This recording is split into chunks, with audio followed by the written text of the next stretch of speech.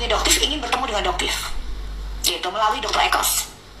Tapi Doktif bilang ke Dokter Ekos bahwa beliau ini banyak membuat Doktif merasa tersinggung sekali, gitu. Jadi ya biarkan proses berjalan. Doktif nggak mau ditemui, kenapa? Nanti akan jatuhnya fitnah, gitu. Doktif nggak mau.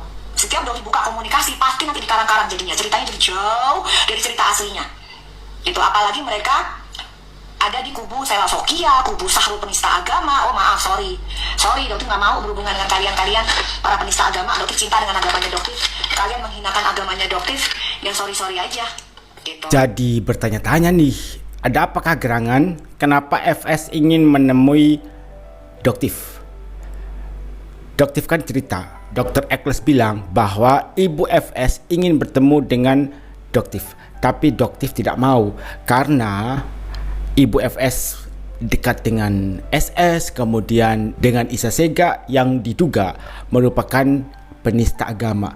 Tapi salut banget dengan Doktif, diserang sana sini, diserang dari berbagai macam sudut, tapi beliau tetap teguh dengan pendiriannya. Ibu, alasannya mereka tidak menemukan titik cerang itu apa, Bu? Ya itu. Jadi setelah kita menjembatani yang jelas dari penyidik, jika memang dari kedua belah pihak pengen mediasi atau melakukan mediasi, yang jelas kita menjembatani. Jika memang tidak dapat titik terang, itu berarti permasalahan ada di dua belah pihak. Jadi titik terangnya tidak ada dan titik kesepakatannya belum ketemu. Oleh karena itu memang dinyatakan tidak berhasil di mediasi kemarin. Berarti untuk ada saksi-saksi?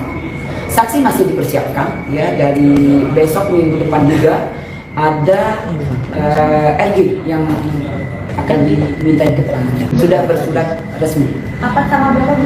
Untuk tanggalnya masih di penyidik. Kemarin juga sudah di bersurat atau panggilan resmi untuk RG untuk diminta keterangan. Kapan rencananya itu? Minggu depan.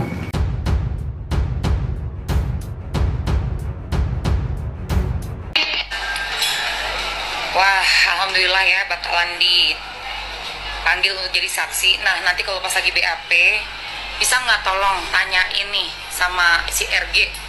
Pertanyaan pertama, siapa yang nyari dia? Apakah dia yang nyari NM atau NM yang nyari dia duluan? Itu satu. Terus kedua, kenapa dia bisa transfer 4M itu? Apakah dia merasa takut, merasa terancam, atau ada apa sebabnya dia sampai bisa ada deal-dealan 4M? Itu kedua. Ketiga, bagaimana caranya dia bisa sampai membuat schedule transferan 2 kali, transferan pertama, transferan kedua, dan bagaimana ceritanya, kronologisnya dia bisa sampai menawarkan katanya ada mau transferan berikutnya lagi di akhir tahun katanya gitu. Apakah itu benar? Dan ditelusuri Pak, diselidiki kenapa gitu sampai ada diduga dia mohon untuk transferan lagi di akhir tahun bulan November kalau nggak salah ya kan. Udah gitu, apakah ada ancaman yang membahayakan diri dia, nyawa dia, atau nyawa orang-orang yang terdekatnya dia dari pihak NM? Yang keempat, dari mana asal duitnya? Uang itu dari mana? Yang 4M itu loh, kok gampang banget gitu, kayak mau langsung ngasih transferan gitu kan, kok gampang gitu. Udah gitu yang terakhir,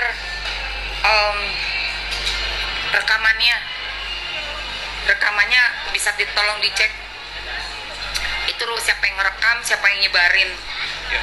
Itu sih yang aku pengen tahu, dan mungkin seluruh netizen di Indonesia pengen tahu ya. Kita tunggu sama-sama ya hasilnya. Semangat. Akhirnya memasuki babak baru. Proses mediasi antara NM dan juga DRG menemui jalan buntu. Sebagai informasi, video pertama tadi saya ambil dari pemilik akun TokTok bernama Juminten. Update dari Ibu Norma kalau NM dan RG tidak menemui titik terang dan gagal mediasi. Jadi minggu depan ada kemungkinan DRG dipanggil untuk menjadi saksi. Dan ada dugaan dari netizen, kenapa menemui jalan buntu? Karena Nikita Mirzani tidak mau untuk menjalani proses mediasi. Mungkin karena Nikita Mirzani sudah terlanjur ditahan, sudah berapa hari juga ya di dalam tahanan, ya sudah sekalian kita ketemu saja di pengadilan. Ini akan menjadi babak baru yang sangat menarik, sesuai dengan apa yang dikatakan oleh Bapak Ricky Sitohang. Jangan NM saja dong yang diperiksa, pihak pelapor juga harus diperiksa. Oke, saran dari Bapak Ricky Sitohang akhirnya terwujud. Dan pastinya ketika DRG dipanggil sebagai saksi, akan ada banyak sekali pertanyaan yang diajukan oleh pihak penyidik kepada DRG, seperti yang sudah diutarakan oleh Emma Waroka. Ada banyak sekali pertanyaan yang bisa saja kemungkinan besar DRG ini akan ditetapkan sebagai TSK juga. Hal ini sesuai dengan apa yang dikatakan oleh Ibu Humas Polres Jakarta Selatan. Kalau mediasi gagal bisa jadi karena kedua belah pihak bersalah. Emma Waroka tadi menyampaikan beberapa pendapatnya. Nanti tolong tanya kepada DRG, siapa yang pertama kali mencari? Apakah pihak Nikita yang mencari DRG atau sebaliknya DRG yang mencari Nikita? Bukti rekaman sudah ada. Yang sudah lihat bukti rekamannya pasti sudah tahu yang mencari duluan itu siapa. Kemudian pada saat transfer, apakah DRG melakukan transfer itu dalam keadaan sadar sesadar-sadarnya atau dipaksa, ditekan? Kemudian juga soal proses transfer, apakah langsung semuanya atau dicicil? Kalau dicicil kan jadi aneh di sini. Seharusnya kalau memang Nikita Mirzani diduga melakukan pemerasan, transfernya langsung sekalian dong, 4M.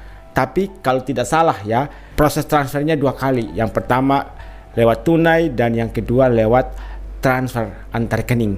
Pada saat mentransfer, apakah DRG dalam kondisi ketakutan atau tidak? Hal itu juga akan menjadi pertanyaan yang kemungkinan ditanyakan oleh pihak penyidik kepada DRG. Dan nanti sebelum ada tanya jawab seperti itu, pihak DRG pasti akan disumpah. Dan ketika disumpah, DRG ini harus bisa menyampaikan kesaksiannya secara jujur, sesuai dengan apa yang sebenarnya terjadi. Karena kalau ada kesaksian palsu, itu bisa berbahaya sekali. Penyidik bukan orang bodoh. Mereka sudah teruji, mereka pintar, mereka bisa menilai dari semua jawaban yang nantinya akan diberikan oleh pihak pelapor kepada pihak penyidik. Tentang masalah kapasitas Nicky Mirzani dan Mail sebagai yang diduga sebagai pelaku, saya dikatakan untuk pemerasan. Kemudian Dr. Reza sebagai orang yang memberikan uang. Kalau saya katakan itu bahwa itu menyuap, gitu loh. Jadi ada tekanan memeras, ada juga yang menyuap stadium. Gitu. Di awalnya saya katakan jangan kita hanya berbicara kepada Nicky Mirzani saja. Reza juga perlu diperiksa. Itu adalah suara Bapak Ricky Sitohang. Kalau dari beliau menyatakan bahwa sebenarnya dua-duanya bersalah.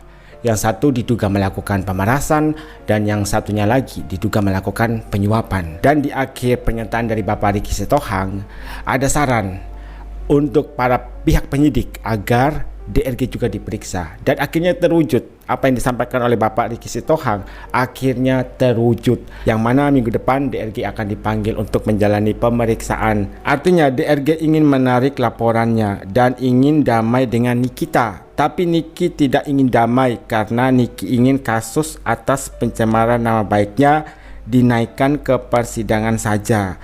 Begitu maksudnya kalau tidak salah.